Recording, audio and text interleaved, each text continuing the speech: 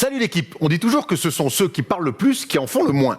Chez Kawhi Leonard, c'est tout à fait l'inverse, il parle très peu et s'occupe de tout. Chez les Clippers, on pourrait même dire qu'il est Zorro et Bernardo à la fois, le tout avec un physique de pur sang affûté, à la Tornado. Je suis désolé, j'ai pas trouvé de place pour le sergent Garcia. Le problème de Kawhi, c'est qu'il joue avec des gars qui, eux, adorent jacter pour rien. Entre Pat Beverley, le chihuahua aboyeur, Paul George qui s'autoproclame playoff pitre et Marcus Morris qui se prend pour Highlander. Alors oui Marcus, à la fin, il ne devra en rester qu'un, mais décapiter gratos Luka Doncic, pas sûr que ça aide pour la cause. La parole est d'argent, mais le silence est d'or, et Kawhi Leonard le sait mieux que personne. Alors oui, on adore quand ça jack et trash talk sur un terrain, on va pas se mentir, mais attention quand même aux Clippers de ne pas se tromper de combat, même si quand on a Kawhi Leonard dans son équipe, on a l'impression qu'il ne peut rien nous arriver.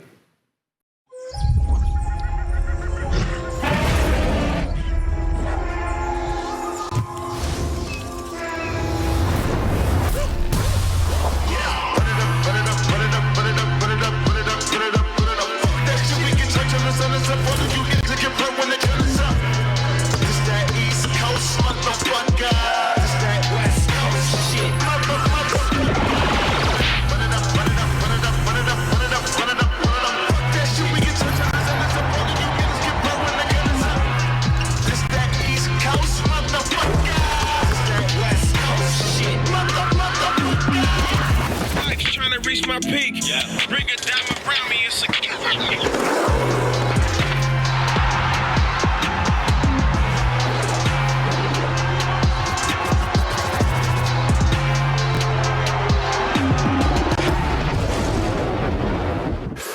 Oui Magaté, cette semaine à Orlando, soleil dans la bulle, on s'est régalé les amis, on est jeudi et le jeudi c'est le First Day Show avec un programme exceptionnel au vu de ce qui se passe en play-off, il fallait bien que je m'équipe avec deux retours, oui c'est deux retours avec moi. Comment ça va Thomas? Ça fait 10 jours qu'on t'a pas vu sur les antennes de First Day. Les gens commençaient à s'inquiéter. Mais il n'y a pas de raison de s'inquiéter, je suis là, je suis ravi de vous retrouver, c'est vrai, ce matin il se passait déjà plein de trucs, donc je suis très content de ces play-off se passe si bien, avec beaucoup de choses à dire. Beaucoup de choses à dire. Thomas, beaucoup de choses à dire. Retour toi aussi, Magaté à contresens sur le Prado, comment ça va? Ça va, en pleine préparation à Malakoff. Eh oui, un peu dur à la reprise, mais bon, on commence à retrouver des sensations, ça fait plaisir. N'oublie pas que t'as un rôle essentiel cette année. En tant qu'ancien joueur de Pro A, parce qu'il y avait écrit ancien joueur de Pro A, on devrait mettre / joueur de Malakoff. Parce qu'on a quand même ce point commun tous les trois, c'est qu'on a porté ce maillot. Nous avons une licence, c'est vrai. Donc tu nous rassures, parce que les gens maintenant s'intéressent un petit peu à ce qui se passe à Malakoff depuis qu'on en parle. Donc maintenant c'est toi qui es joueur, donc tu nous dis que la reprise se passe bien? Ouais, très bien. Deux matchs de victoire, tout se passe bien pour l'instant. T'as mis les points un peu? Pas trop, mais bon, ça va venir. Parce qu'après, toi, si tu mets pas de points, tu sers un peu à rien. On va pas se mentir. Si, j'ai gros défenseur. C'est un gros défenseur. C'est un peu le problème. Grand défenseur. C'est un peu le problème de. C'est le loup d'Ort de Malakoff.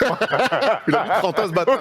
Justement, loup d'Ort, on va en parler puisqu'on a 2 matchs 7 à débriefer. Ça sera dans le premier focus. On va aussi faire un débat sur la série entre le Heat et les Bucks. Ce qui se passe est assez incroyable, notamment du côté du Heat. On reviendra sur les previews des demi-finales de conf, notamment les Lakers et les Clippers. On reviendra évidemment sur Boston qui eux aussi marchent très fort face aux Raptors. On finira évidemment avec un quiz, mais avant de se lancer dans cet énorme programme, on a 2 petites annonces à faire. Avant que tu ailles sur Touquet, je veux qu'on salue mon ami Hip Hop Ultimate qui nous a envoyé cette carte de Kobe Bryant. Allez le suivre sur Instagram, il fait plein de cartes comme ça pour des rappeurs en s'inspirant un petit peu des cartes basket en mettant des notes. Donc voilà, il a fait une exception avec Kobe Bryant, elle est magnifique et je vais la mettre dans mon bureau pour la décoration. Bravo et merci à toi Ultimate Hip Hop. Et ça tombe bien parce qu'aujourd'hui on est jeudi et que demain c'est la sortie de NBA 2K21. Alors on sait que cette année il y a la PS4 et la PS5, donc il y aura 4 jeux en tout entre les Mamba Edition et on a reçu ça de nos amis de Touquet. Je vais essayer de l'ouvrir en toute tranquillité et regarder ce cadeau fantastique. Alors là il y a des écouteurs Beats et là il y a des lunettes de soleil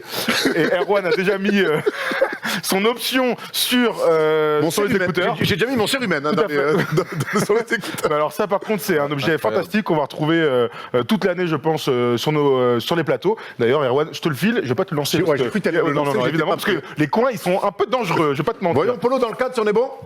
Ah, that's my Polo à la Real. Superbe. Merci à Touquet en tout cas. Et puis on vous souhaite dès demain de découvrir le NBA 2K21 sur vos différentes consoles. Parfait, on a fait le tour de tout ce qu'on avait à dire en intro. On a évidemment un énorme programme. On est prêt, Mégaté? Allez, c'est parti pour un contresens sur le Prado pour parler des 2 derniers matchs 7 de la semaine. They do have a timeout. Decide not to use it. Curry, way downtown. Bang! On commence évidemment avec le plus chaud hier soir. Mercredi soir, les Rockets et le Thunder se livraient un combat final pour savoir qui allait rejoindre les Lakers en finale de conf. On a assisté à un match à l'image de cette série, décousue complètement avec une fin de match assez folle, voire un peu relou, parce que nos arbitres, à l'image d'un autre match aussi, nous ont un peu gâché le plaisir. Il n'empêche que l'info principale, c'est que James Harden et Russell Westbrook passent ce match 7, pas de la meilleure des manières. L'important était avant tout la victoire. Ils évitent d'être dans le débat aujourd'hui. Parce qu'hier, sans rien cacher, on s'est dit si les Rockets se font sortir avec le méga small ball, on fait évidemment un débat là-dessus. Non, on retrouvera donc les Rockets contre les Lakers. C'était un match 7 au couteau, finalement plutôt défensif, 104-102 pour ces équipes-là, c'est assez peu. Et en fait, comme sur toute la série, on se rend compte que les équipes étaient kiff-kiff et que pas forcément le meilleur à gagner. Ok, s'il rate sa chance dans un match où les Rockets sont pas bons, où James Harden est à 17 points, où Russell Westbrook rate des trucs incroyables en fin de match, et pourtant, eh bien, ce sont les Rockets qui gagnent. Donc, c'est quand même un peu une pièce en l'air sur ces fins de match. À noter évidemment notre pote Lou Dort, dont on parlait tout à l'heure, qui fait le match de sa vie, tout simplement. Carrément. Personne l'attendait à ce niveau. Là, il fait un match énorme. Ils ont laissé l'option un peu du tir à 3 points. Il a mis dedans. Après, malheureusement, ça se finit mal pour lui. Bah, il se fait contrer par. Parlons un petit peu de sa dernière action où, alors, tu voulais pas complètement lui tomber dessus parce que Non, c'est un rookie, mais une drôle de gestion. Il fait un gros match, donc on peut pas lui en vouloir. Il a fait le match de sa vie pour l'instant, mais ils sont à moins 1, pardon. Il reste 3-4 secondes. Il voit James Harden arriver comme un fou sur lui. Il a vraiment le temps de faire une feinte, de s'avancer à 2 points ou de faire autre chose. Il se fait contrer, il récupère la balle, et alors là, je sais pas ce qui s'est passé dans sa tête. Bah, là, Là, je pense que le DEF, ils ont appelé, monsieur, la facture n'est pas payée. Bah, en fait, ce qui est très bizarre dans cette fin de match, c'est qu'il reste 2 temps morts à OKC. Donc, 2 temps morts, quand tu es dans la merde, il y a un peu plus de temps, il y a peut-être, je sais plus combien, mais admettons une quinzaine de secondes sur cette dernière action. Là, on est en train de la voir en même temps. Et en fait, le temps s'égrène. Il reste à peu près 2 secondes 3, 2 Non, secondes mais alors ça, 4. c'est à toute fin. Mais cette action-là dure plus longtemps, on va dire une douzaine de secondes. Et on sent OKC à 2 doigts de perdre la balle une fois, Shai, Chris Paul. Et là, temps mort. Non. On trouve finalement un tir plutôt ouvert. Une solution, il fait fin de shoot, il se décale un peu, il a un shoot tout seul. Il y a 2 points d'écart, il y a un lay-up. On voit sur le ralenti que s'il fait fin de tir, non seulement il a un tir grand ouvert derrière, mais il a même un lay-up à aller chercher. Hein. Clairement. Après, il a 6 sur 12, enfin 6 sur 11. Oui, bien sûr. À ce moment-là, il est dans le sort de sa vie. Moi, je lui en veux pas. James Harden défend bien sur cette action. Évidemment, le parallèle avec Ginobili, qu'il avait contré il y a quelques saisons en play-off, il est très simple à faire. Maintenant, Casey rate sa chance. Parce que tu dois prendre un temps mort et tu dois dessiner un système sympa. Thomas disait, c'est relou, hein, vraiment les parents pas inspirés comme ça.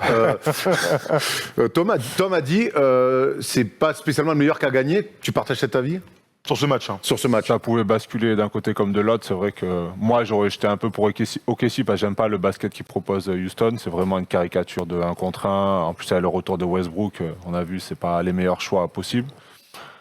Après, ils ont bouffé un peu la feuille, je trouve, Oklahoma. Ils auraient pu un peu mieux gérer. Mais bon, ça aurait pu, sur un shoot, ça peut basculer. Et là, on sera en train de parler de Houston. Donc après, c'est le basket, c'est comme ça.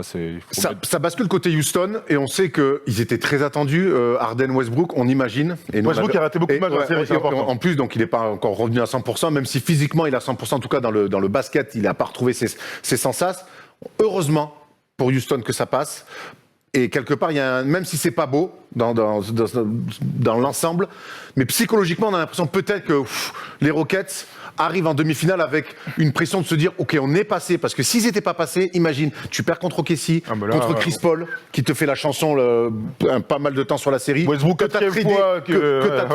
t'as tradé pour récupérer Westbrook qui repère une 4e fois d'affilée en premier tour. Donc ça aurait été une vraie catastrophe. On peut imaginer peut-être que les Rockets, on en parlera tout à l'heure dans le preview, arrivent en tout cas sur une demi-finale avec un peu moins en tout cas de pression, mais là il y avait quelque part une pression maximale. Ça me fait penser un petit peu au PSG quand ils ont sorti Dortmund, se dire waouh, on l'a fait, peu importe la manière. Ça, c'est la suite qui nous le dira. Voilà. Parce qu'il y a aussi une réalité, c'est que James Harden hier il a 17 points sur 9 à 3 points et que c'est un match 7. C'est dans les matchs 7 qu'on veut que James Harden soit très fort. Qu'on veut qu'il soit très fort en fin de match. On n'a pas eu l'occasion d'en parler, mais c'est le match 6 où Westbrook vendange complètement avec des pertes de balles, des trucs complètement fous, et on a reproché à James Harden de ne pas être ce gars qui prend la balle et qui fait gagner son équipe, qui force le destin. On en parlera d'ailleurs de ça avec Yanis plus tard, mais il y a aussi cette réalité-là, c'est que tu perds là, tu menais 3-2, quoi. Ça, c'est sa stat. Tu menais 3-2. Ça stat dans le 4e quart-temps sur le match 6. Tom, est-ce qu'on a souvenir d'un mec qui marque autant de points et qui en chie autant sur les fins de quart-temps et d'ailleurs, c'est un problème général, je pense à Houston, de close les matchs. Pour moi, James Harden, déjà, il a énormément de coups de sifflet Il floppe beaucoup. Le moindre contact, il a des lancers francs, sauf qu'en playoff, le jeu se durcit, il y a moins de coups de sifflet. Et en quatrième quart-temps d'un game set, encore plus. On l'a vu, ça se... À part sur Bucks Hit. Ouais, ça s'est bien tabassé quand même dans le quatrième quart-temps. Il y a eu pas mal d'actions un peu litigieuses. Et là, il n'a pas ses coups de sifflet. Donc toutes les fois où il pénètre, il fait ça, où il va sur la ligne, où il peut se mettre en confiance, où à 3 points, il peut se créer un peu d'espace pour son step back. Là, il peut pas trop le faire. Et m'a pas l'air en super forme. Après, ça, c'est mon avis. Mais il m'a pas l'air très affûté comme il devrait être. Comme il devrait être. Il est un peu... Il est limite, je trouve. Est-ce qu'on peut pas donner aussi beaucoup de crédit à la défense du Thunder et notamment à Lou Dort qu'on a trouvé. Alors ça veut rien dire un mec, un stopper, un James Harden stopper comme Jordan, tu ne pouvais pas l'arrêter. Je fais pas de comparaison Harden-Jordan, mais les mecs qui mettent 35 points de moyenne, 38. Kobe stopper pour voilà, Kobe stopper, mais bon. si tu les réduis déjà et tu leur compliques la tâche, il y a l'impression que Lou Dort sur la série, Billy Donovan n'a pas été loin de gagner son pari et énorme crédit à la défense aussi de Lou Dort qui s'est mis une pelée toute la série sur lui. Alors avant ce match-là, James Harden était à 31 points de moyenne, mais effectivement avec un pourcentage de trucs. Mais c'est vrai que quand tu regardes leur face à face, James Harden marquera toujours des paniers, c'est pas la question. Mais on a senti, peut-être pour l'une des premières fois, un James Harden contesté, embêté sur ses dribbles, tu vois, tu connais son ta-ta-ta-ta, il passe toujours. Là, il avait en face de lui un gars qui, physiquement, bah ouais, le gars est tanké de ouf, mais surtout qui sentait bien les coups. Et au-delà de l'attaque, au-delà des tirs ouverts manqués, ratés, marqués, on a eu cette impression qu'il avait un défenseur en face de lui, bah voilà, qui contestait ce qu'il aimait être, c'est-à-dire aller sur sa main gauche, des petits flotteurs, ses step back. Et en ça, c'est évidemment une grande réussite d'OKC en général d'avoir fait cette trouvaille. On rappelle que c'est un rookie et qui était qu'il est aujourd'hui et qu'il est non drafté et qu'il est aujourd'hui le 3e joueur de moins de 22 ans à avoir marqué 25 points au plus. Il est avec LeBron et avec Kobe dans un match 7. Dans un match 7. Donc bravo à ce bon leader. Bravo. Tom, un mot sur Chris Paul. On se souvient donc l'été dernier, transfert pour Russell Westbrook parce que dans l'entente avec Harden, c'était pas ça. Il est pas loin, tonton, d'avoir réussi son coup quelque part. Il a été grand quand même dans cette série. Ah, j'aurais aimé pour lui qu'il passe parce que c'est vraiment un meneur comme je les aime, patron, gestionnaire. Il s'entend bien avec tout le monde, je pense. Même, il est teigneux sur le terrain, il a chien. Et ouais, il avait fait une déclat d'ailleurs c'est sur lui la qui fait les meilleurs derniers cartons quasiment de la ligue. C'est lui. Et voilà, il fait bien jouer les autres, il prend ses responsabilités, il défend. Enfin, il a un peu tout, je trouve, au poste de meneur. Et en plus, il a 35 ans, donc bravo à lui. Est-ce que ça te surprend qu'il ait fait cette saison, donc All-Star, parmi les meilleurs Pas du tout. L'année dernière, il fait quand même une bonne saison. Là, il arrive dans une nouvelle équipe. Il veut prouver, en plus, je pense qu'il a une revanche à prendre. Ouais, je suis assez d'accord avec ça. Il se fait un peu bazarder de Houston comme si c'était... On disait le pire contrat. Un petit peu, alors que, bon, lui, pour moi, à Houston, il a fait son taf. Et là, il arrive à OKC, il prend une belle revanche. Ouais. Ils ont fait une belle saison. On se rappelle, on savait pas de quoi allait être le futur de Chris Paul à Oklahoma. On imaginait, pourquoi pas un trade, on imagine une saison un petit peu de transition. Il en a fait une équipe de playoff et qui s'est battu jusqu'au 7e match face aux Rockets. Donc, énorme crédit à Chris Paul pour sa saison de patron. Houston, on va les retrouver tout à l'heure dans le focus pour la preview face aux Lakers, où là, il y aura encore beaucoup de choses à dire. Autre match 7 qui s'est joué aussi dans les dernières secondes. C'est le match entre Denver et Utah. Tom, lundi, on a un petit peu parlé du duel entre Mitchell et Jamal Murray. J'aimerais avoir ton avis. Comment t'as vécu ce duel de mutants, on avait titré lundi? Ah ben là, c'était un duel de bonhomme. Hein. Ils n'ont rien demandé à personne. Ils prenaient leur tir tout seuls. Murray, moi, il m'a impressionné. C'est un joueur que j'aime bien. Après, on en a déjà parlé ensemble. Pas vrai meneur. Mais bon, est-ce qu'on a besoin d'avoir un vrai meneur à NBA? Je sais pas. Quand tu joues avec Jokic en plus. Voilà. Mais ouais, il a régalé. Murray, là, il a fait 3 matchs incroyables. Honnêtement, il a rien demandé à personne. En plus, il s'est créé ses shoots tout seul. Et Donovan Mitchell aussi, il a fait une série incroyable. Même sur la fin, les deux sur le dernier match, c'était un match, à mon avis, avec une énorme pression. Ça a beaucoup défendu. Quand on voit le score. On voit que les matchs 7 quand même, quand on voit les nombres de points sur les 6 premiers matchs et quand on voit sur le match 7, c'est quand même des matchs particuliers. Souviens-toi du match 7 de 2016, il n'y a pas un gros score donc entre les Cavs et les Warriors. Celui, le Lakers Celtics de 2010, au bout d'un moment, match 7, l'air se raréfie, tout le monde est... c'est ce qu'on aime aussi de toute manière. On a beaucoup parlé du duel Jamal Murray-Donovan Mitchell, mais dans ce match 7 de Muerte, où justement le jeu est un petit peu plus sur demi-terrain, il y a un Français qui a brillé, malheureusement il a perdu, c'est Rudy Gobert qu'on a trouvé très bon. Le truc c'est que la première mi-temps du Jazz elle est catastrophique. Pas de jambes, j'en sais rien, en tout cas ils sont cata. Dominés, tout à fait, et en fait...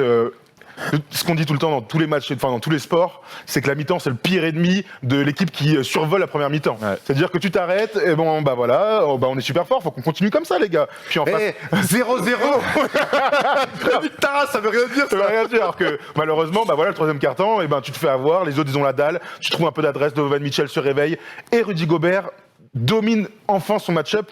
Jokic fera gagner le match à la suite dans la fin du match, mais il y a eu un moment donné où on voyait plus que Rudy, c'est-à-dire qu'il avait tous les rebonds, des comptes sur les pénétrations de Jokic, des end-one en attaque, des dunks et tout, et ça m'a fait kiffer de le voir à ce niveau-là, clairement, et c'est grâce à lui et Donovan Mitchell ou McConley aussi qu'il se donne une chance de gagner en fait ce match 7. Tom, ton ancien coéquipier à Cholet que tu as croisé, bon alors il était plus jeune, hein, il était cadet encore, toi quand tu jouais à Cholet, mais content de voir Rudy à ce niveau-là. Ouais, il fait kiffer. C'était un gros duel pour lui, un gros défi. Un des meilleurs big men en face de lui, en plus pas forcément dans le même registre, un peu mobile. Compliqué pour l'opposé, lui. hein. Compliqué C'est le pire pour lui. Il faut aller le chercher loin. Capable de mettre des énormes step backs sur un pied, des bras roulés, des trucs un peu bizarres. Mais franchement, il a fait un énorme boulot. Après, dans la dissuasion, c'est pas dans les stats, mais les gars, quand ils pénètrent, ils le voient, il change de direction ou il lève la balle. Ça fait beaucoup de shoots ratés. Et puis, pour moi, il fait une grosse série. Il a fait son taf. Il n'y a rien à dire. Pour toi, c'est pas le problème de la défaite du Jazz. Pas du tout. Non. Après, On aura le temps d'en reparler. après, on aura le temps d'en reparler lundi, on voudra faire un débat là-dessus parce que j'ai quand même l'impression quand Rudy Gobert est comme ça, sur des matchs où quelque part il y a un petit peu en moins de possession, où on resserre un peu, c'est là où on arrive à tirer le meilleur de Rudy Gobert. On sait que c'est une pièce importante du Jazz, il y a peut-être une réflexion à avoir aussi sur le jeu parce qu'on l'a vu aussi sur d'autres matchs où ça court comme ça, où c'est plus compliqué pour notre ami Rudy Gobert. On vous le promet pas, mais normalement lundi, on aimerait bien aller sur la suite du Jazz. La suite du Jazz, ça sera aussi, dès l'ouverture de la free agency, de proposer un énorme contrat 170 millions. à Donovan Mitchell. Ils ont bien raison, nos amis, d'aller finir le match. Dira-t-il oui, c'est ça la question. Parce qu'il aime bien Yannick, c'est pareil. Hein. Ah, écoute, nous aussi on l'aime bien. Nous aussi on l'aime bien. Voilà, donc Utah, on va voir comment ça va se passer cet été. Alors, absolument, mais il y a quand même un petit truc, c'est qu'on a assisté à un incroyable match 7 hier sur la fin. Mais alors celui-ci, avec la gamelle de Mike Conley, on a quand même les 17 secondes. Alors on a la très bonne défense de Gary Harris, c'est important de dire, qui revient dans la série, une très bonne défense, interception sur Donovan Mitchell. Le retour, Torrey Craig qui rate un layup main droite ouvert. Mais alors, au-delà de la gestion, elle est pas bonne. Steph, hier, il faut la garder pour En fait, soit un 3 contre 1, normalement, tu marques. Il faut marquer. Soit tu provoques une faute, soit tu marques. Il a un layup tout seul. Il y a plus 4 après. Hein, parce qu'il y a aussi la passe à gauche, il y a aussi la passe à gauche, et tu tiens, et tu t'égrènes le chrono. Moi, je dirais quand même que plus 4, t'as 2 lancers, et après, il reste du temps pour une possession derrière. Pour moi, plus 4. Hein. Par contre, ce qui est sûr, c'est que d'envoyer une bricasse sur un layup, main droite à droite, c'est la pire des solutions. Je crois qu'il y a Rudy qui revient, ou il y en a un qui vient, donc il est un peu... Non, il rate un layup solo, passe à terre.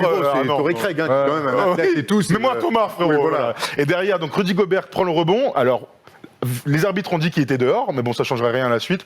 Un petit outlet, il reste 3-4 secondes. Et on voit Donovan Mitchell comme ça, tout seul, qui était par terre juste avant sur la paire de balles. Il n'a pas le temps de la skipper, la passe. Clairement. Et McConley prend un tir, il fait une très bonne série. La balle, elle rentre, elle ressort. Là, c'est vraiment les dieux du basket et tout ça. Mais t'imagines finir un match 7 sur un buzzer beater après ce qu'on a connu ces dernières années, ça aurait été quand même pas mal. Ouais, ça aurait été cool. Et en tout cas, il y a plein de choses à en tirer pour le côté du Jazz. Mike Conley qui s'est enfin, cette bulle lui a permis vraiment de s'intégrer. On savait que c'était compliqué pour lui cette saison. À voir. On va peut-être en parler lundi d'ailleurs, du cas Rudy Gobert et de la suite. Mais si on a fait le tour de ces matchs 7, on s'est régalé. On espère qu'on aura l'occasion de voir d'autres matchs 7, même si à l'Est, c'est pas parti pour. Avant d'aller dans le débat entre le Heat et les Bucks, on va aller, bien sûr, vous faire gagner un petit peu d'oseille avec Parions Sport.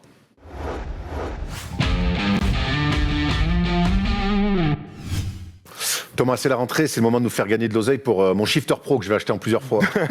Ça, apparemment, c'est le running gag aujourd'hui. Ah, incroyable. Oui, évidemment, donc 2 matchs par nuit, donc des combis de 2 matchs, tout simplement. Et ce soir, on vous a proposé 2 trucs, une victoire et une perf individuelle. La première chose, c'est Fred VanVleet à 1,80, à 20 points au plus. Au match 2, il était à 19 points, le bougre. Il nous a fait rater un petit combi. Pas gentil, le Fred.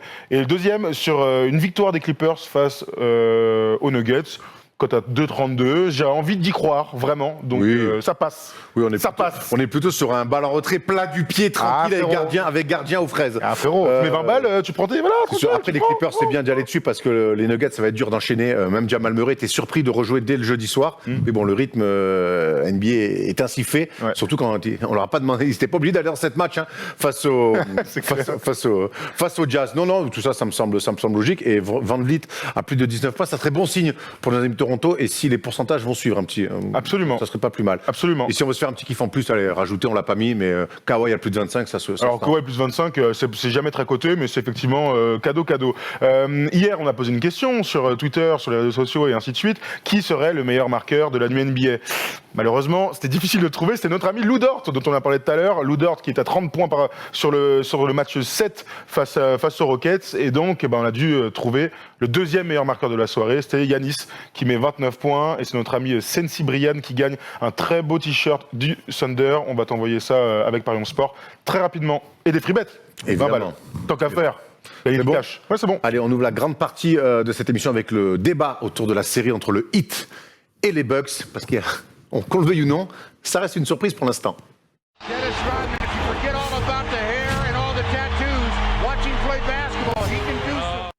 On savait, les gars, que le Heat nous régalait, que c'était un beau basket. On savait que ça allait être compliqué pour les Bucks. Thomas, est-ce qu'on imaginait que ça allait être aussi compliqué ? Non, pas quand même. Je pensais qu'ils allaient un peu... Je pensais que les Bucks allaient dominer en défense, un peu les stopper leur jeu, leur mouvement sans ballon, leur shooter qu'ils ont derrière, tout ça. Et finalement, en fait, les Heat, ils régalent. Du jeu sans ballon, des écrans. Ils me font penser un peu, dans une moindre mesure, aux Warriors, moi, personnellement. Avec un grand passeur qui fait des écrans. Ça tourne dans tous les sens. Il y a des shooters, il y a des vétérans. Il y a Dragic qui est vraiment énorme. Il contrôle vraiment son jeu. Il est énorme en ce moment. Du Butler, il fait du Butler. Et voilà, avec les shooters derrière, un Iguodala pour défendre. Comment il s'appelle le gaucher là, j'ai un truc. Olynyk ? Non, qui a du jus. Ah oui, ton gars sûr, Derrick Jones. Derrick Jones qui rentre, il fait une rentrée incroyable, vraiment incroyable en défense. Quel défenseur incroyable, je trouve, sur Jack. Il fait kiffer. Mais on l'avait déjà vu. On avait déjà parlé. On avait déjà parlé. Sur Trae Young, il nous avait régalé. Le Heat, je pense que c'est l'équipe que tout le monde aime, en fait. Je connais personne qui me dit j'aime pas le Heat. En tout cas, moi, je suis dans ton équipe. Ouais. C'est une équipe qui m'enthousiasme, mais c'est vrai que pour répondre à ta question, on peut être surpris qu'il y ait 2-0 pour le Heat. C'est ça, surtout. Que le Heat gagne à la fin. Certains l'avaient dit avant, beaucoup d'ailleurs. On a souvent dit que le Heat était l'équipe la plus chiante à jouer pour les Bucks, même c'était avant la bulle qu'on avait déjà commencé à dire ça. Mais 2-0 avec 2 matchs aboutis, 2 matchs dominés, alors que c'est la meilleure équipe de la NBA en face, en tout cas en termes de bilan, on peut quand même se dire surpris. Le mec qui me dit « moi je le savais et tout », je fais « frérot, calme-toi ». 1-1, j'entends. Tu vois, mais là, 2-0, presque rien à dire, malgré les fins de match. C'est ça, c'est 2-0 et la manière. C'est le premier match archi dominé. Deuxième match hier, ça se joue à la fin parce que les arbitres le veuillent bien. Mais sur la globalité du match, on a l'impression, dites-moi si je me trompe, que Miami domine encore une fois son sujet. Oui. Alors, on reviendra un petit peu après sur les Bucks et sur Giannis, mais on va rester un petit peu sur le Heat. Moi, ce qui m'impressionne, c'est que j'ai l'impression que cette équipe, en fait, elle joue complètement décomplexée.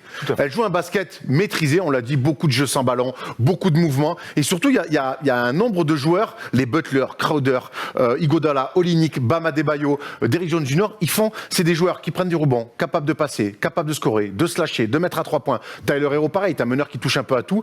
Il n'y a pas, à part Duncan Robinson, qui est un shooter pur et encore qui fait des efforts aussi défensifs, derrière, tout le monde est capable de faire plein de choses. Tu as parlé de Dragic. Et en fait, c'est un casse-tête incroyable à défendre parce que Butler a mis 40 au premier match. C'est pas pour ça que hier, il met même pas 20. Il met 13 points hier. Il met 13 points. Et pourtant, le jeu du 8 n'est pas du tout affecté. Regarde, on voit que c'est quand même un vrai bordel pour défendre sur ces mecs-là. Moi, ce qui m'étonne dans cette équipe, c'est que c'est le coach. D'abord, t'es le premier à dire depuis des années que Spoelstra est pas un des mecs les plus sous-cotés, parce que quand t'es à 2 titres en 4 finales, reconnu. Mais en tout cas, c'est un mec.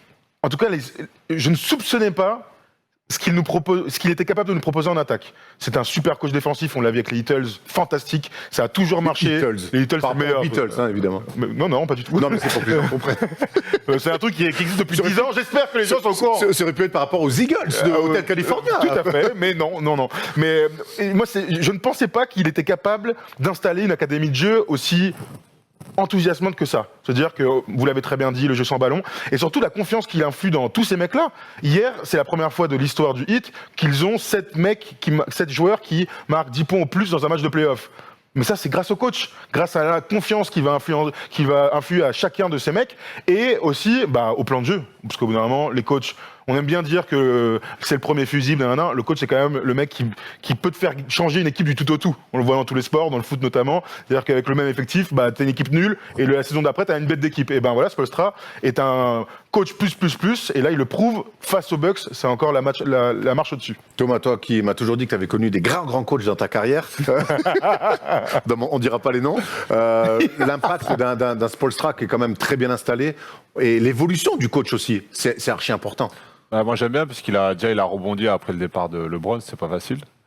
Et surtout il montre que en NBA on peut coacher. Quand je vois certaines équipes, je me dis mais en fait ils font quoi les coachs? Il y a rien quoi, c'est du contraire du truc. Lui tu vois il y a du coaching, tout le monde est impliqué et puis ça a l'air de quelqu'un d'assez humble, il fait kiffer, il est là, il fait pas de vagues, il est proche des joueurs, il fait pas de cinéma dans les interviews, tout ça, franchement, il fait kiffer ce coach, et puis il a montré que c'était un vrai coach. Je pense qu'il va être reconnu maintenant.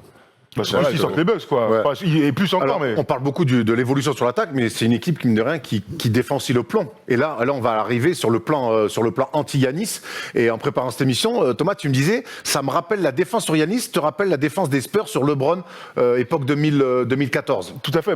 Après, c'est simple, on connaît les qualités et les défauts de Yanis, et la manière de défendre sur Yanis, elle doit être simple, et on l'a vu l'année dernière déjà avec les Raptors de Kawhi à l'époque, et quand tu as donc de la viande par Jimmy Butler, par Adebayo, par Iguodala ou par Crowder sur des profils différents, mais en tout cas tous des joueurs qui sont capables de s'opposer à la vitesse de Yanis. Parce que c'est ça l'important avec Yanis, c'est de le couper de ses transitions, couper de son rythme. À partir du moment où il n'y a plus de rythme, il va plus mettre un tir et il n'est pas encore capable malheureusement de faire de l'isolation comme on a vu Butler sur le match 1 prendre complètement le jeu à son compte. Donc ce qu'ils font, c'est vas-y. Et c'est en ça, on se souvient de Boris Dio qui défendait sur LeBron comme ça. Vas-y maintenant, attaque-moi, je suis là, boum, tac, tac, tac, tac. Et puis au pire, j'ai mon gars derrière. Ils envoient des aides, mon pote. Les gars, ils ont tous un pied dans la raquette là. Ouais. Ils sont comme ça, ils attendent. Et donc malheureusement pour Yanis, c'est difficile d'avoir de l'impact quand la défense en face est autant en place. Là, on le voit sur le match 1, il y a 6 points dans la raquette à 3/6. Donc ils l'ont complètement sorti de la raquette et maintenant ils lui disent Tom, vas-y tonton, montre-nous tes fadeaways à mi-distance, tes tirs à 3 points. Et on a vu hier quand même qu'il a envoyé des bons paquets de sauciflards. Hein. Ah mais s'il veut passer un cap, il va falloir qu'il commence à un peu mettre quelques shoots à 2 points, à 3 points, parce que... Même pas à 3 points, à 2 points. Ouais, mais aller tout le temps au lay-up, là, il a 4 gars dessus qui tournent. Il y a même Derrick Jones qui est rentré pendant 5-6 minutes, qui lui a fait vraiment mal. Et puis même, c'est des défenses collectives sur les superstars. Parce qu'il derrière, psychologiquement, il sait que s'il passe, ça va venir aider, il va devoir décaler des gars, tout ça. Et là, on voit que il galère un peu à trouver des solutions. En plus, il met quelques paniers vraiment forcés sur des step back avec des gars dessus, mais c'est vraiment à l'arrache. Est-ce que ça va marcher toute la série? En tout cas, ça marche pas pour l'instant. Sur ses stats, elles sont correctes. Je trouve dans l'impact, il n'est pas... On a vu 2 Yanis sur les 2 matchs. On a vu un Yanis dans le premier match où il l'a pas forcé, justement, où on l'a vu plutôt dans la passe. Dès qu'il était justement fermé, il est allé faire des passes pour trouver des coéquipiers. Ça n'a pas marché. Et hier, on l'a vu un petit peu plus forcer le trait, peut-être pas assez encore, et ça mène à cette question-là. Est-ce que Yanis doit forcer? C'est lui la superstar? Est-ce que c'est à lui à forcer le trait? On sait on vient de faire les louanges du 8 où ça se passe la balle, mais est-ce que quand ton équipe qui est numéro 1 avec le MVP, peut-être futur double MVP, est-ce que cette méga star-là doit pas un peu plus forcer les choses? Mais forcer comment? Le truc, c'est que il y a un contraste incroyable sur le match 1, par exemple, avec Jimmy Butler. Jimmy Butler, il met 40, dont 12-13 points dans le 4e quart-temps sur que du hero ball. C'est-à-dire du hero ball, je prends la balle, du 1 contre 1, step back à 3 points, fade away après un spin, des lay-up and one, il a fait la totale. Et le Heat gagne parce qu'à un moment, il y a un gars qui est capable de jouer ce jeu-là de la NBA. La NBA, c'est les meilleurs joueurs du monde, les plus concentrés, les plus adroits, les plus physiques, les plus créatifs. C'est dans les grands moments qu'on doit les voir. Quand on pense à des fins de match, coups près, à des trucs comme ça, moi, en ce moment, je pense souvent à CJ McCollum, par exemple, l'année dernière sur le match 7. C'est pas le meilleur joueur de tous les temps, on l'adore et tout. Quand ces joueurs-là sont capables de prendre feu, ils te font gagner un match. Yanis, malheureusement, et on le dit très souvent, il n'est pas encore capable dans son jeu, d'un point de vue purement technique, il n'est pas capable de prendre le match de hero ball, c'est-à-dire de l'ISO, et de faire gagner son équipe. Et pourtant, hier, il les fait revenir sur des trucs, mais il n'est pas encore capable. Ce que tu es en train de me dire, c'est que c'est pas encore un grand numéro 1. Et je crois que Richard Jefferson est d'accord avec toi. Il a mis un tweet, mon pauvre. Je pense que s'il tweet avec un lance-flamme, il écrit pas pire. Vous allez voir ce tweet que j'ai vu ce matin qui m'a quand même qui m'a un petit peu interloqué. Il a dit ça. Giannis devrait être un Pippen. Il a besoin de son Jordan. Rien que ça. Thomas. Tom. Qu'est-ce que t'en penses? C'est un peu dur, mais je vois ce qu'il veut dire. Après, Le problème, c'est que Jordan, c'est Middleton, et là, on descend en gamme. parce que pour passer un cap, on peut raconter ce qu'on veut, le coaching, les systèmes et tout, mais il faut des Kawhi Leonard qui sont capables de... Ou des Jimmy Butler, même. Ouais, des Jimmy Butler qui sont capables de faire la différence, surtout dans le périmètre à 2 points. Tous les grands joueurs, des Kevin Durant, des Jordan, des Bryant, tous les ailiers en tout cas, quand tu contrôles la zone à 2 points, c'est là que tu peux faire mal. Et malheureusement, il maîtrise c'est pas un encore jeu ça. stéréotypé pour Giannis. Il va, Eurostep, et il essaye, il est très grand, il prend le rebond, il remet. Bon, ben, au bout d'un moment, quand ça resserre, tu fais quoi maintenant? En fait, moi, je vais vous dire, hein, je suis déçu, en fait. C'est-à-dire qu'ils ne sont pas encore sortis à 2-0. Ça se trouve qu'ils gagneront les 4 prochains matchs. Ce ne sera pas la première fois. L'année dernière, on leur a fait. Donc, pourquoi pas eux. Mais je suis déçu parce que depuis le début de la saison, on sait où doit être l'évolution de Giannis.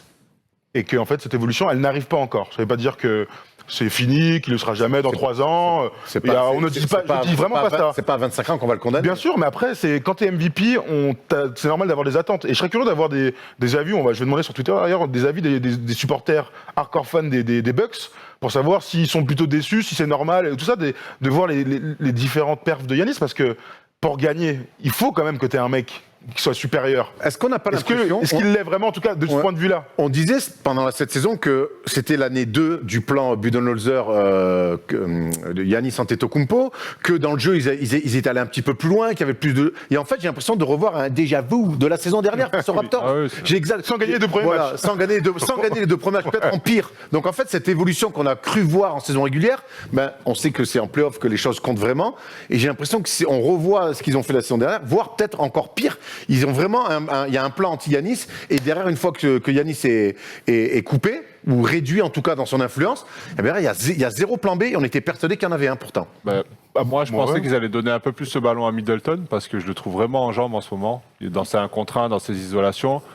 Après, moi, c'est un joueur que j'aime beaucoup, c'est un peu le poste 3 idéal, entre guillemets, il manque un peu de qualité athlétique, tout ça, mais bon... Juste. Voilà, il joue très juste, gros shooter à 3, très bon shooter à 2 aussi sur les isolations, on l'a vu. Peut-être tu donnais un peu plus la balle pour aérer le jeu ou jouer des pics avec Giannis pour avoir des solutions, parce que je trouve que c'est vraiment trop... Après, sur le premier match, il a beaucoup de tirs. Il a beaucoup de tirs, Middleton, mais ce qui est normal. Et hier, moi, je le trouve pas bon, tu vois. Alors, il prend la faute à la toute fin, mais il fait des fautes offensives, il rate des tirs, il met 23, il a un pourcentage pas trop dégueu et tout, mais si Giannis n'est pas ce mal alpha, normalement, ça revient à quelqu'un d'autre, et visiblement, c'est pas lui. Bledsoe fait des trucs, mais visiblement, c'est pas lui, et donc...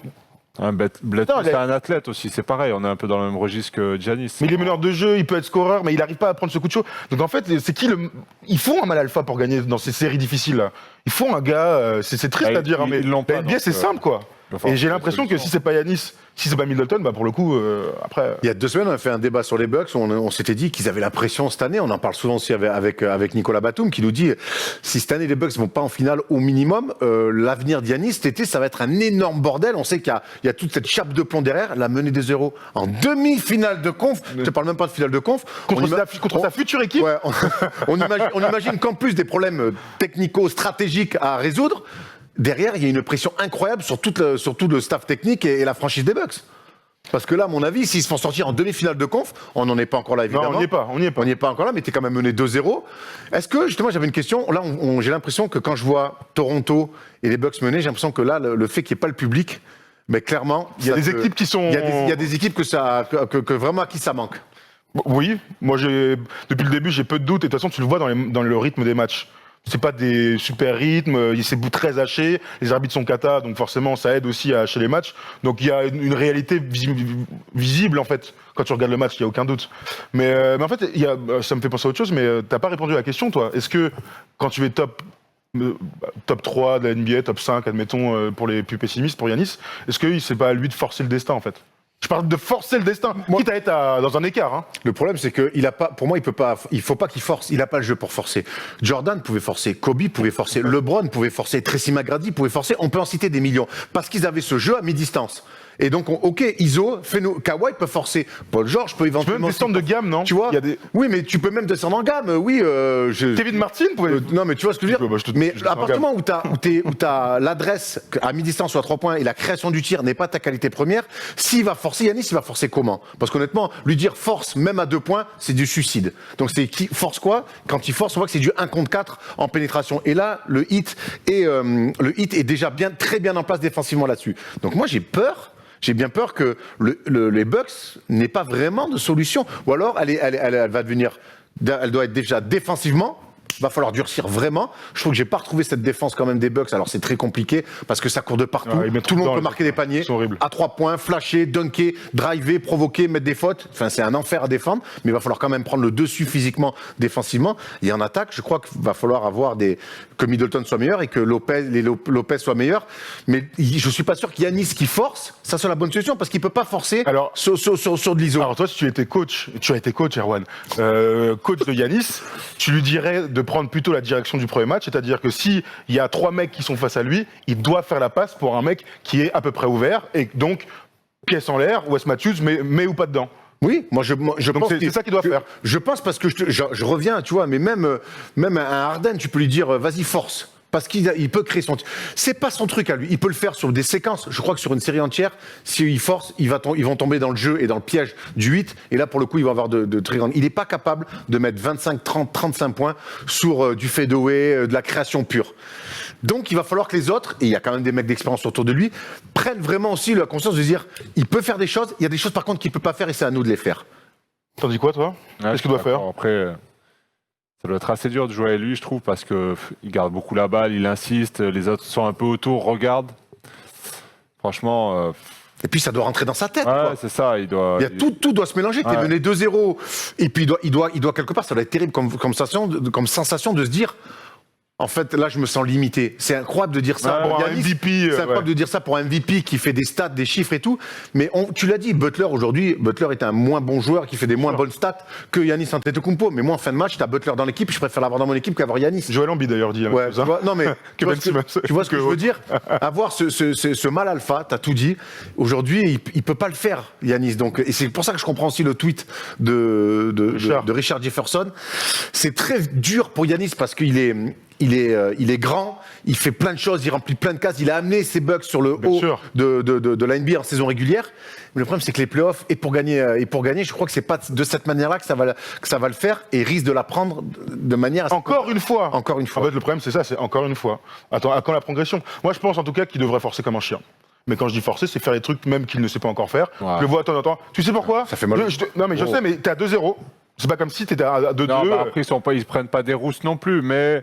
On verra au troisième match, même s'il y a 3-0, et c'est pas impossible. Frérot, ce que tu perds maintenant, tu pourras peut-être le gagner plus tard. Tu peux perdre... Tu sais que très vite sur le match 3, t'es mené 2-0 sur le match 3, première mi-temps, il force, il met rien, tu perds ton équipe. Hein. Wow. Tu vois Yanis faire des fédos, envoyer des bricasses. Ouais, mais peut-être qu'il va marquer. Dans le mindset. Pour moi, c'est un état d'esprit. Il n'a pas ça en magasin encore. Là, c'est sûr. Non, il faut kiffer en tout cas de tenter. Il entend des trucs, il se tourne, il fait des... En tout cas, j'espère vraiment qu'il va y avoir une réaction des Bucks et je crois qu'il faut qu'il durcisse le combat. Alors, pas cadeau face au Heat, qui est vraiment une équipe de combattants, mais il faut qu'il durcisse le combat, ça part de là. Et réussir à trouver du jeu rapide. S'ils encaissent moins, ils vont pouvoir courir. S'ils courent, il va être bien. Ok, prono. Allez, moi je pense que les Bucks vont revenir au moins à 2-1 et relancer la série. En tout cas, c'est ce que je souhaite fortement. Ils ne méritent pas ça. 3-0. 3-0. Oh putain, moi je dis 2-1 aussi. J'avais mis Bucks qui passe. Je crois un peu moins, mais je dis 2-1. Bon, en tout cas, c'est surprenant, mais on se régale à regarder cette série et le meilleur, on espère, reste à venir. On a fait le tour de ce débat, messieurs, vous avez un truc à rajouter? Ils sont dans la merde. Juste pardon. Je voulais juste dire un truc. On a encore vu une fin de match un peu gâchée par l'arbitrage. Cette faute, on n'a même pas parlé. Cette faute sur Jimmy Butler. Alors la première sur Middleton, elle est cata. Bon, il y a 103-103 dans un super match. Et derrière, il y a cette faute sur Jimmy Butler. On ne sait pas s'il compense ou pas. Messieurs les arbitres, laissez le basket décider. Il t'écoute là, il t'écoute. Non, mais je sais qu'il m'écoute. Oui, on est une énorme émission. On est une énorme émission qu'on est écoutée dans le monde entier. Ref, please let the play basketball decision play, s'il vous plaît. Moi, j'étais content parce ça a équilibré le Ouais, match mais- d'avant. Moi, je voulais une prolongation, ça m'a frustré. Moi, les fautes sur les dernières actions, c'est soit Attentat. gros, là, Butler, il y a faute, mais ça passe. Non, ouais. Alors, Middleton, il y a même pas de faute. Ça siffle pas. Tu Frérot, siffles celle-là, tu les siffles toutes alors. Bah oui. Bon, voilà, Mais ils sont cata, hein, ils sont cata. Ah, bah, on la regarde. Le shoot, il est fini, il est en train de tomber. Bah, lorsqu'il il lui le passe- touche même pas. il Mais lui Butler, passe- il passe fait la avant, main. Même Butler, il est surpris, il fait ça parce que c'est cadeau. Et honnêtement, un match de play-off entre deux belles équipes comme ça, on a envie que ça se joue sur le terrain et pas au lancer franc. Parce que les deux lancers francs de Jimmy Butler sans rebond, ils sont. Parce qu'en départ, Ah ouais, en fait, tristesse. ça, c'est les trucs qu'on Ah voit ouais. en Europe. Tristesse. Enfin, ça arrive Ah jamais. ouais, en tu NBA. mets tes deux lancers, tu vas à la douche, je prends un pampril et un sandwich jambon fromage et tu rentres dans ton Opel Corsa chez toi. Ouais, la NBA mérite mieux que ça, messieurs les arbitres. Voilà, cette fois-ci, on a vraiment fait le tour. On va sur le deuxième focus et on va parler des demi-finales de conférence. Certaines n'ont pas commencé, certaines ont déjà commencé. On a 3 séries à voir, les amis. They do have a timeout. Decide not to use it. Curry, way downtown. Bang! Bang! Allez, on commence avec l'Est et les Celtics face aux Raptors. Les Bucks sont struggle. Les Raptors sont struggle aussi, les amis. Menés 2-0, le champion en titre se fait clairement rentrer dedans. Ton finaliste. Ouais, mon finaliste. Mais j'ai une vraie question à vous poser. Est-ce que finalement les Celtics ne sont pas l'équipe la pire à jouer pour les Raptors? J'ai l'impression qu'ils ont réponse à tout ce que peuvent proposer les Raptors. Et le bilan dans leur confrontation va dans mon sens. Oui, de toute façon, le score et la manière te donnent raison. J'ai l'impression que c'est les Raptors qui sont pas au niveau. Boston est arrivé dans ces playoffs avec une vraie sérénité de jeu, même malgré la blessure de Gordon Hayward. Ils déroulent leur basket. Ils se sont trouvés un Robert Williams, un athlète à l'intérieur qu'on ne soupçonnait pas. qui fait Robert Williams? Ouais, c'est clair. Ce match-là, Toronto pourquoi pas le prendre. Mais tu sais, quand il y a une équipe qui est meilleure et que toutes les 50-50 balls ou les fins de match serrées tombent toujours du même côté, c'est qu'effectivement, ça sent un peu mauvais pour nos amis des Raptors. Mais ils sont pas morts. Non, ils Important. sont pas morts. Ils sont pas morts. Ouais, ils ont une sacrée base arrière, quand même. On n'en parle pas beaucoup, mais bon, Walker, Tatum, Brown, c'est quand même incroyable. Enfin, les trois sont super. Smart, hein. Ouais, ouais. Smart est magnifique. Smart, Smart, il met 5-3 points en 4 temps, en 4 Smart, minutes. regarde. Le coup de chaud, Ah ouais. qu'est-ce 4 qu'il fait minutes. kiffer, lui. Ah ouais, il fait kiffer. Mais bon, là, il y a du talent. Les trois, vraiment, ils sont beaux à voir jouer en plus. Ils sont élégants, tout ça. Enfin, ça peut venir de partout. Après, là, il y a la surprise un peu, entre guillemets, Williams. Ouais, c'est une surprise Ouais. parce que derrière Daniel Tice, il fait pas jouer Vincent. Kanter. Joue pas. Takofal est en tenue, est en civil, donc on a été surpris. Il a mis 2-3 tomards. Ouais. Il leur apporte ce qui leur manquait, de la dissuasion. Le tonton. Ouais. Il est sur les pick and roll, il roule bien, il est dissuasif en défense. Franchement, il fait kiffer. Il a fait 2 matchs, je crois, à 5 sur 5, 100%. Il met des contres, franchement. Et pourquoi tu dis que c'est la pire équipe du coup par rapport à. Parce que j'ai l'impression qu'ils peuvent répondre à tout. Et je vais te dire, en face, il y a Siakam qui est struggle terrible. C'est dur en ce moment. Et ça s'explique. Alors, je trouve que je retrouve pas les Raptors. Je trouve qu'il manque de rythme. Je pense que la coupure, je sais pas dans quel état est revue leur public, la cheville de doit leur Laurie. manquer aussi. Ouais, le public peut aussi leur manquer, mais je les trouve en manque de rythme. Et j'ai pas d'explication vraiment. Je suis surpris parce que je trouvais qu'ils avaient fait une super saison et même un super début de bulle. Il n'empêche que quand on va sur les match-up, il y a Pascal Siakam qui est quand même censé amener son équipe vers le haut, mais en face, il s'envoie Jaylen Brown sur le rable. Alors tu regardes Jaylen Brown qui est un peu moins scoreur sur les 2 premiers matchs que d'habitude. Par contre, défensivement, il rend fou Siakam. Il est dans tout, il le conteste, il est dans ses jambes, il est plus petit, mais c'est tellement un athlète, il a tellement un coffre incroyable qui s'y colle. Et je te jure, vous regardez le match 1 et 2, comme il est dans sa tête, il est dans ses appuis, et il lui complique vraiment, vraiment énormément la tâche. Et je trouve que ce match-up-là, il est archi important dans cette série. Et ensuite, ouais, Van Vliet, Laurie, quand ils sont contrariés comme ça dans le jeu, pas d'adresse, mais parce qu'ils prennent aussi des tirs compliqués. Et bien derrière, c'est tout le jeu des Raptors qui s'enraye. Et il y a un mec, alors on l'adore, hein, c'est Marc Gasol. Aujourd'hui, Marc Gasol, sur un basket d'aller-retour comme ça, il peut plus jouer. Ouais, après, Ibaka fait le taf. Ouais, Ibaka fait le taf, mais il joue quand même Gasol, mais ça leur prive d'une rotation parce qu'il est vraiment, vraiment, je trouve, à côté de la plaque. Et c'est plus son basket pour l'instant. Moi, ce qui m'inquiète en fait, c'est j'ai du mal à voir quelles pourraient être les solutions pour Toronto. C'est-à-dire que, à un moment donné, je me suis dit, putain, mais il manque de talent. Alors que pendant toute la saison, on a dit justement, ils avaient remplacé Anunoby à droite, il défend, machin et tout. Mais il manque, sans parler de Kawhi, hein, pas du tout. Mais en face, ils ont Tatum qui est capable, ou Kemba Walker, de prendre des pick and roll sur des trucs simples et le talent. Pour les le mec est capable. Ouais, voilà. Et Siakam, il y arrive pas mal. Enfin, je suis déçu, hein. Dans le but qui est. à des séquences, mais ils n'ont pas ce gars sur demi-terrain. Adjolana, que j'ai eu au téléphone hier, Oui. me disait mais gros, en même temps, quand Siakam, c'est lui qui doit te faire gagner, ben voilà, ça monte l'équipe Ouais, mais que tu as. on connaît pas son plafond vert, connaissait pas il son n'arrive plafond pas, il tape toujours plus haut. Donc voilà, après, vraiment, s'il y a 2-2 dans 2 matchs, je suis pas surpris du tout.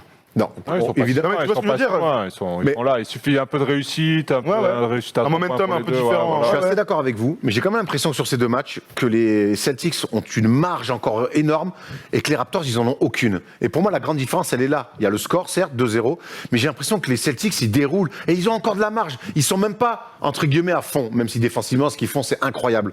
Mais je trouve qu'ils sont faciles et que derrière les Raptors, même quand tu vois, sur le match 2, ça se joue sur la fin, ça s'accroche, j'ai l'impression que les Raptors sont à fond, au taquet, tu vois, et que les autres, ils déroulent. Et j'ai l'impression que les Celtics, ben, ils ont une marge bien plus importante que les Raptors et il y a un effet psychologique sur les 2 premiers matchs parce que je pense qu'ils l'ont senti, qu'ils jouaient face à des mecs qui étaient pour l'instant beaucoup plus forts qu'eux. En mission. Kemba est pas très bon.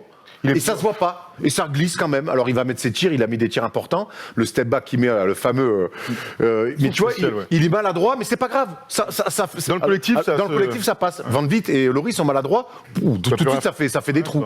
Et c'est du coup un peu une déception. Ouais, c'est un peu. Pour l'instant, Parce que ça fait partie des séries très serrées qu'on attendait. je retrouve pas mes Raptors, on Tout va à fait, dire. tout À à voir fait. sur le match 3, une réaction, on espère évidemment une série serrée. Les gars, on va aller à l'ouest, on va aller sur du côté de Los Angeles, enfin des équipes de Los Angeles. On va commencer avec les Lakers, qu'on n'a pas vu depuis un petit moment. J'ai l'impression que ça fait 3 semaines qu'on n'a pas vu les Lakers. Donc ils rencontreront Houston. On a un petit tableau pour les 3 clés du match, Thomas. La bataille grand-petit, on sait que les Lakers est une équipe qui joue très grand. En Et face, que les Rockets, non. et que les Rockets jouent small ball. Ouais. La première question qu'on se pose, Thomas, c'est est-ce que AD, Anthony Davis, doit jouer plus poste 5 par rapport à ce match-up face aux Rockets? Ce serait carrément, pourquoi pas, de débuter sur le poste 5, hein, et donc de zapper un peu McGee et Dwight. J'étais en train de me poser la question, est-ce qu'il fallait qu'ils jouent avec 2 big men pour les Lakers et pour les pousser à pénétrer, sortir fort à 3 points pour les emmener sur les grands. Mais honnêtement, je vois pas Houston faire grand-chose cette série. Ouais. Non. Voilà, c'est solide, les Lakers, Houston, ça joue... Je sais pas, il n'y a pas de Décousu, jeu, ouais. c'est décousu, on sait pas trop ce qu'ils font. Ils vont emmener Harden, Westbrook dans les drives. Derrière, il y a Maggie, il y a Howard, il y a Anthony Davis. C'est grand, c'est costaud. Je les vois pas, non, un petit 4-1, un truc comme ça. Donc toi, dans ta tête, tu penses que les Lakers vont suivre leur plan de jeu de base, c'est-à-dire jouer avec 3 grands, plus Kuzma, LeBron en 4 ou Markieff Morris, Je pense.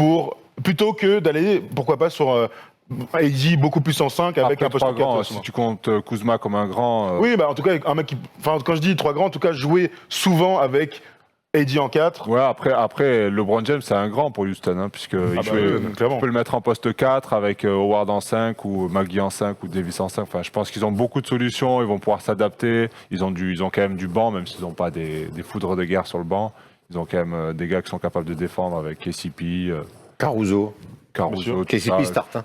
Ouais, il start. Caruso. Moi, je pense que un petit 4-1 tranquille. Pour À l'inverse, Tom, va falloir quand même défendre sur les petits que sont Westbrook et Harden. On imagine que Westbrook va quand même monter crescendo. Sûr. Et puis là, pour le coup, Houston, ils sont un peu outsiders.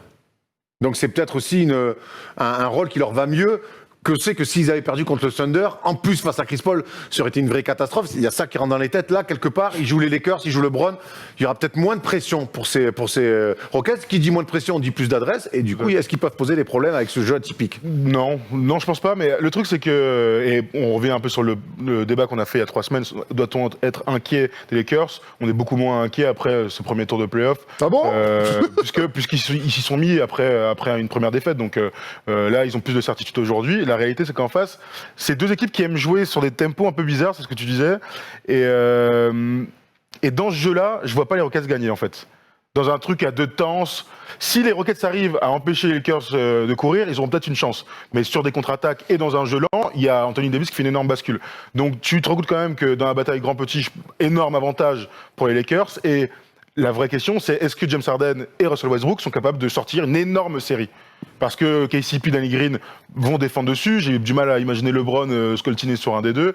Avec Caruso, c'est les 3 mecs qui vont défendre sur les 2 gars. Si les deux là, MVP sont à un niveau de MVP, ils ont pourquoi pas une chance. Mais c'est quand même un si important. Et on a vu ces derniers temps que Westbrook n'était pas à ce niveau-là. Et puis il y a un facteur important pour les deux équipes. On a vu aussi les Lakers sur le premier tour être struggle des fois en adresse, puis remettre dedans. Alors l'adresse côté Rockets, c'est s'ils mettent pas dedans, ils peuvent plus jouer au basket. C'est l'adresse, vraiment. Ça va être vraiment ça le facteur principal. Après, en même temps, là, on n'invente rien de grand. Non. L'adresse au basket, en général, ça aide toujours les équipes. Donc en tout cas, on a hâte de voir le début de cette série. Ça sera vendredi soir. Très bien, on pourra presque... Prono ? Prono, moi je vois les Lakers gagner le premier match. Moi je les vois grands, je vois un LeBron quelque part aussi qui se sont rassurés avec ce premier tour. Moi je te dis, j'avais des doutes, j'étais pas là dans l'émission quand on l'a faite, mais j'avais des doutes sur leurs 8 matchs de fin de saison régulière. Je voyais en plus une équipe un peu bâtarde que sont les Blazers. Mine de rien, ce premier tour de playoff, ça a permis à LeBron de s'affirmer, de mettre des choses en place, de prendre la confiance notamment pour KCP, qui était dans un struggle fou. Je vois les Lakers arriver avec de la confiance et surtout un peu plus frais que nos amis des Rockets qui ont laissé de l'influx physique et nerveux dans la série face au KC. Ouais, les choses vont vite, on a fait un peu ranking. Les Lakers étaient 3e, ils sont évidemment premiers devant les Bucks à 0-2 et les Clippers. Mais honnêtement, de manière générale, il n'y a pas de grand favori, j'ai l'impression. On va attendre cette série-là. Pour moi, c'était les Clippers, mais je trouve que finalement, les Lakers, sur lesquels j'avais presque le plus de doutes par rapport aux Bucks et aux Lakers, finalement, c'est peut-être eux qui s'en sortent le mieux de ce premier tour avec le plus de ça. Comme quoi, le basket, ça Après, en face, il n'y avait plus personne à la fin. Oui, c'est vrai. Ils t'ont appelé. Ils m'ont appelé pour jouer, j'ai pas pu. J'étais invité chez Maman. On enchaîne avec les Clippers qui, pareil, eux nous ont laissé alors, ils sont passés 4-2 face à Dallas, des valeureux Mavs. On a vu un grand Kawhi, on a vu un Paul George sur courant alternatif, on a vu des attitudes qu'on n'a pas compris, un découpage de tête de Doncic, on a vu beaucoup bois, beaucoup parler, le banc gigoté, se moquer de Michael Kidd-Gilchrist qui prend un tir à 3 points, on les a vus un peu fanfarons, alors que dans le jeu, Thomas, on n'a pas trouvé que c'était non plus très rassurant. Non, le problème pour moi, c'est qu'ils ont beaucoup d'armes offensives. Malheureusement, il n'y a qu'un ballon. Il y a le Williams, il y a Paul George, Léonard, il y a Harrell qui aime bien la balle aussi. Et la clé, de toute façon, ça va être Paul George, parce que quoi qu'il arrive, il va jouer 30-35 minutes. Donc s'il est bon, ça va tout changer. S'il est dans le trou comme il a fait, ça va être compliqué. Donc pour moi, c'est vraiment la grosse clé, parce que je pense qu'ils vont tous être à peu près à leur niveau. Mais lui, si lui joue à son niveau, les Clippers peuvent aller au bout, mais... Non, mais là où on parlait de l'instabilité, souvent. Tu vois, là, on a mis quel état d'esprit pour les Clippers pour pas dire l'instabilité, parce que... C'est passé tellement de trucs là depuis 3 semaines. Depuis qu'ils sont dans la bulle, que ce soit basket ou hors basket, on a beaucoup parlé de ces mecs-là, et pas toujours pour des bonnes raisons. Et surtout pour des mauvaises. Et pourtant, on a l'impression que ça reste le roster le plus complet, que ça reste l'équipe qui a le plus de marge, mais ça se traduit pas toujours sur le terrain, quoi. Moi, j'ai été étonné, franchement, du traitement de Doncic, un peu... il y a eu le truc de Montrezl, il s'est excusé, il y a le truc de les histoires de Marcus Morris, qui est un dirty player, mais bon, là, c'est des trucs d'idiots du village, ça n'a aucun sens. Ou alors, il y a vraiment un contrat sur la tête, mais il fallait nous le dire. Pat Beverley, qui est là, qui est pas là, qui tweet, qui s'embrouille avec les journalistes, voilà. Paul George, tu l'as dit, playoff P, Charles Barkley, là. Playoff Pitre, tout à fait. Heureusement, il s'est remis depuis. T'avais pas compris le jeu de mots dans l'édito ? Si, non, je l'avais pas écouté surtout, c'est pour ça. Je rigole. Travail d'équipe, avant tout. Playoff Pitre, évidemment, mais ça fait beaucoup de trucs qui ne devraient pas avoir lieu, c'est que les trucs évitables. On devrait pas parler de ça, en fait. Surtout qu'aujourd'hui, ils doivent être champions ou rien, les Clippers. Même si c'est l'année 1 de Kawhi aux Clippers avec Paul George, c'est une équipe qui logiquement, doit viser le titre. Et je trouve qu'il y a des comportements un peu à côté. Alors je te dis, je le dis dans l'édito, on aime bien quand ça chambre, quand ça tchatche. Mais des fois, je trouve qu'il y en a un peu trop et que ça sert à rien. Et surtout que leur exemple, c'est Kawhi Leonard, leur leader, leur meilleure arme, c'est le mec qui se tait le plus. C'est un peu curieux. Et comme il dit, il gâche un peu tout parce qu'on les aime bien, les Clippers. Mais là, franchement, ils nous ont cassé la tête au premier tour. Là, tu fais que parler sur le banc, Beverly. Alors je l'adore, lui. Il est temps qu'il revienne sur le terrain parce que là. Ouais, et qui joue, qui la ferme. Il est sur le côté, il fait que parler.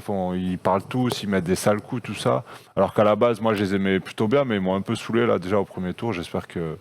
Ils vont la fermer un peu, qu'ils vont jouer. Ils vont s'y mettre. Ouais. Et l'absence de Beverly est vachement importante parce que sans lui, l'équipe n'est pas aussi forte défensivement. Enfin, c'est très bête ce que je dis parce que quand on meneur de jeu qui est un spécialiste défensif, mais en fait je parle vraiment collectivement dans la hargne, dans la niaque, dans ce que tu dégages. Combien de fois on a dit mais c'est la meilleure équipe, ils ont 7 joueurs pour défendre à tous les postes. Mais on l'a jamais vu. Mais à un moment donné, maintenant faut s'y mettre. Et moi c'est ce qui m'avait déçu contre les Mavs, c'est qu'à un moment donné t'es la meilleure équipe, ça doit se voir en défense quand t'as une équipe comme ça. Tu dois les éteindre. Je veux qu'ils sur un carton ils mettent 14 points avec Doncic qui est là à 0 sur 8.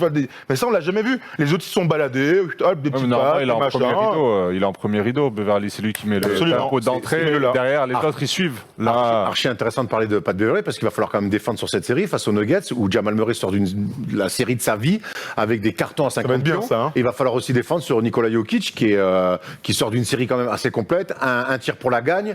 Et puis on le rappelle, hein, c'est compliqué pour Rudy Gobert défendre sur Jokic, mais c'est compliqué pour beaucoup de défendre sur Jokic. Bah, Zubac, au Là, début, pareil, il il va va falloir galérer. Zubac va s'y coller, mais Zarel. Montrezl Zarel, est-ce que Kawhi, on peut peut-être imaginer un Kawhi de s'y coller à lui aussi pour aller le chercher un peu au large. Il va Ouais, falloir, c'est pas- il va falloir l'autre, trouver des solutions aussi. Ouais, c'est vrai. Mais c'est Jokic, de toute façon, est insoluble pour la plupart des équipes, hein, de base. Mais Montrezl Zarel est beaucoup plus petit, mais peut-être que dans l'intensité, ça peut Dans faire la l'affaire. dureté. Après, tu l'as dit tout à l'heure, les super joueurs comme ça, c'est collectivement que ça doit jouer, donc ils doivent couper les autres.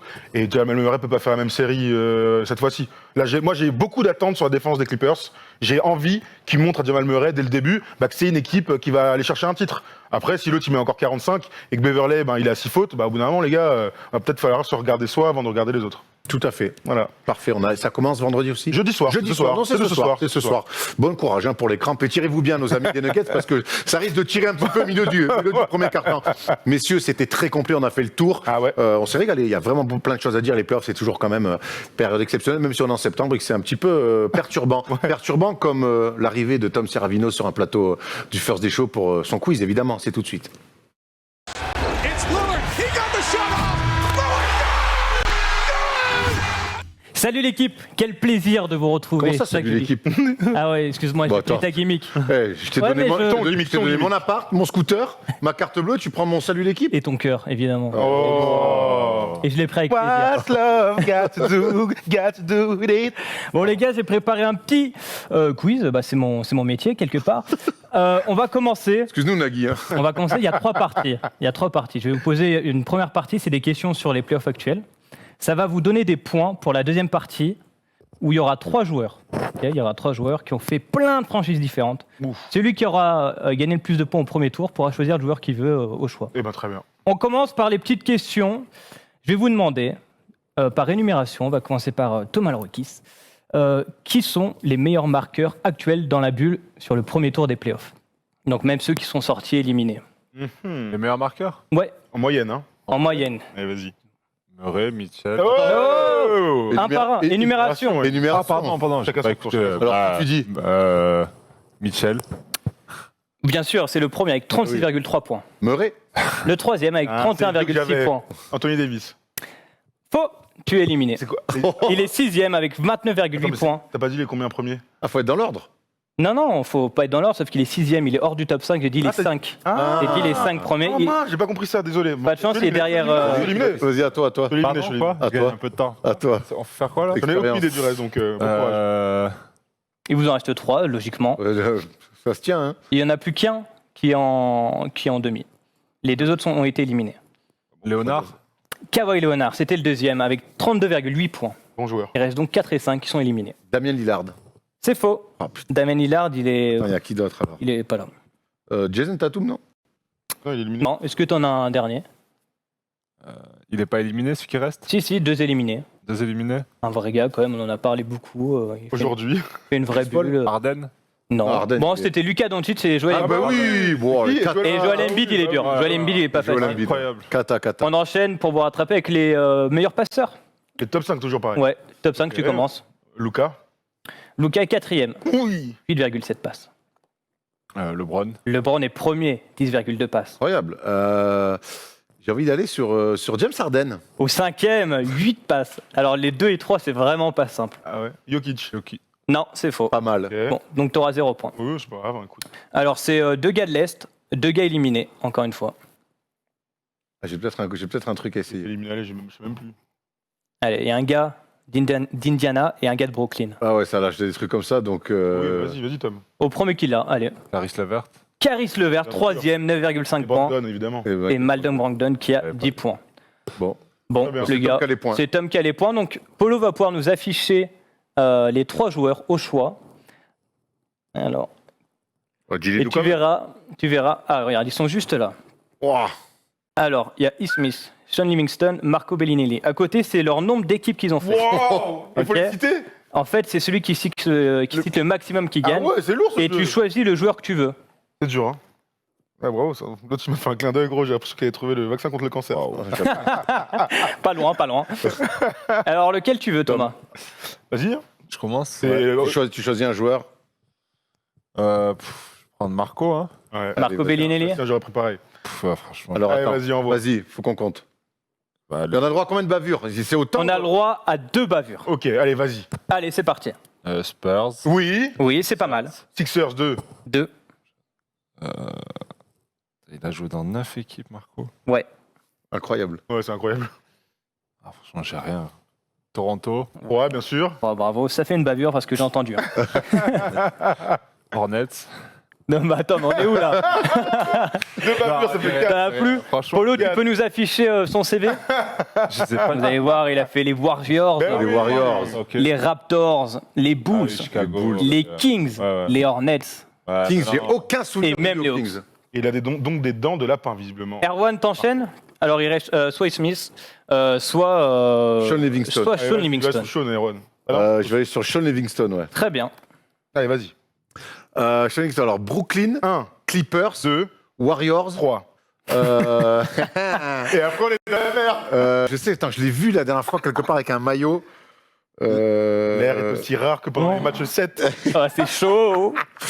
Sean Livingston, il a joué où ce con il a pas joué à la Nouvelle-Orléans? Non. Non. Bavure. Allez, une bavure. Bavure. Ah, j'en ai un. Une équipe championne des années 2010. Il y a Dallas. Non, mais ben écoute, ça fait 2 bavures. Bravo, Erwan. On va pouvoir afficher Polo. Pensez aux Cavs. Pensez aux Cavs. Alors, il a fait les Clippers, le Cavs, Heat. oui. Le Heat, on Ouais. oublie un peu. Le le Thunder, les Wizards, les Bobcats. Il revient aux Bobcats, c'est ça Wizards. dont je voulais Il fait me les Cavaliers, les Nets et les Warriors. Et franchement, au 8, aucun souvenir. Ah, mais après, Ouais, c'est quand il est dans le. en plus, je pense que quand il revient, est-ce qu'il est, quand il est dans le dur, ouais. Donc pour l'instant, ça fait 3-2. Ouais, pas. Vas-y, à Thomas, toi de faire mieux. I got a shot. À toi de faire mieux. Ok, I got a shot. Ok, donc Ishmis, je vais sur les Wizards de Washington, Détroit. C'est très bien, ça Et fait je suis dans 3. la merde. T'as pris les 2 derniers. Ça fait 2, ouais. Ishmis, il a joué aux Knicks. Non. Il a pas joué au Knicks. Non, mais Ok. j'en ai un, moi. Il a joué aux Hornets. Non. Oh, aïe, aïe, Il a aïe, joué ça aux fait 2 Sixers. bavures de Attends, suite. pas fini. Non, 2, ça fait Ça fait 2 bavures, il a c'est perdu. Sixers. Il a joué au Il a joué aux Sixers. Sixers. Sixers, grave. On va pouvoir Il a afficher pas joué aux Polo. Warriors, lui Les deux, aussi. je cata. Oh, il a Ah, mais joué aux peut-être- Hornets. Bah attends, moi j'étais sûr Oh, des Hornets. qu'est-ce qu'il est- Attends, il peut continuer alors. Et il est cata, l'autre. Ah ouais. oh. Attends. Attends. Moi je dis Hornets, je suis sûr, et on me dit non. Où il a joué Hornet? Hornets. Il le voit pas. Ouais, on va 2015, faire confiance à la voix, Polo. Ouais, on fait la confiance à Apollo. 2015-2016, j'ai les Pelicans. Ouais, mais Ah bah c'était les New Orleans, ça devait être. En Oui. 2015-2016. New Orleans Hornets. Non, En lui, lui, il a dit Hornets, lui il parle de New Orleans. Ah, attends, Polo, parce qu'il a dit. C'était les Pelicans, hein, c'était pas les Hornets. Ah, le on perdu. Ah, voilà. Bon, donc c'est perdu, donc on Attends, peut. 2015-2016, c'était les New Orleans Hornets. Hein. Non, c'est les Pelicans. C'est les merde. Pelicans 2015. Je tente. Hein. Il y a déjà Anthony Davis et tout. J'ai donc. Il a joué Oui. où? Attends, je vais essayer de. Alors, il y a quoi d'autre Orlando, il a pas fait Orlando? Si. Orlando, si, il le fait. Bah, en fait, il est drafté par Houston. Après, il fait les Grizzlies, les Warriors, le Magic, les Bucks, les Suns, le Thunder, les Sixers, les Pelicans, les Sixers, Détroit et enfin Et Washington. Les Vipers de Rio Grande. Et bah, je tiens à vous le dire, vous m'avez pas fait kiffer du tout. Non, c'est. Non, mais Non, c'est un nouveau jeu avec une nouvelle réflexion, mais c'est Voilà. très intéressant. On peut aller sur le qui suis-je, là vous connaissez, hein, logiquement, vous n'allez pas me décevoir. Pour l'instant, Thomas est devant, mais on s'en fout en fait. Allez, je commence ma carrière universitaire lors de la saison 2002-2003 Oh. à Vincennes University, situé en Pas Indiana. à Porte de Vincennes, donc. Situé en Indiana, Ah bon là où Sean Marion et Bob McAdoo ont évolué. Quoi, à la fac? Non, mais ça, c'est au lycée, ça. C'est UNLV, qu'est-ce que tu racontes, Vincennes? Ah, mais je pense que c'est. Oui, c'est le high school 2002, Vincennes. ah c'est high school. Bah, je sais pas, continue. Parce que Sean Maron, c'est UNLV, hein, la fac. Ah ouais, je réalise des moyennes de 14,7 points et 8 rebonds, mais je manque la moitié de la saison à cause d'une blessure.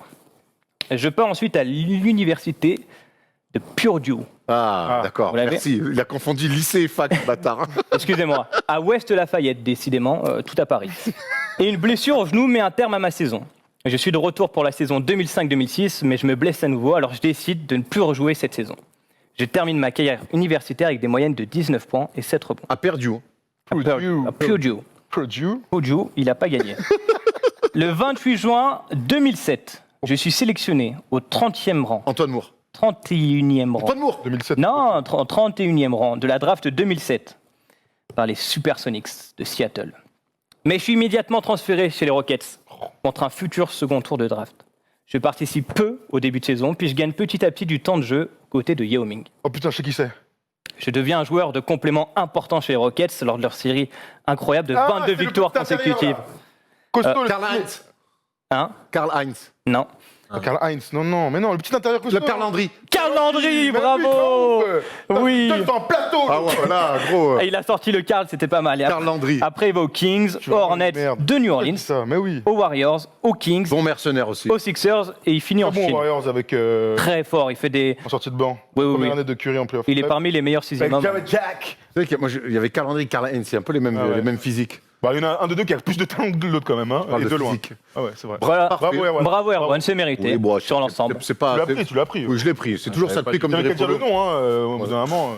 Ok, bon les gars, merci. C'était une super émission. On a fait le tour de plein de choses. À mon avis, jeudi prochain, on aura encore beaucoup de choses à raconter. Bon, t'as retrouvé le chemin de la First Team? Bon, tu sais où c'est. Apparemment, moi je suis là. si vous avez- Oh, excuse-nous. Moi, Excuse-nous, Pete Maravich. Je sais pas pourquoi j'ai envie de dire ça.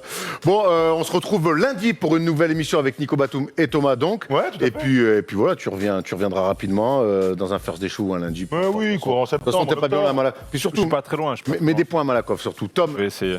merci. Mais des à toi. points à Malakoff aussi.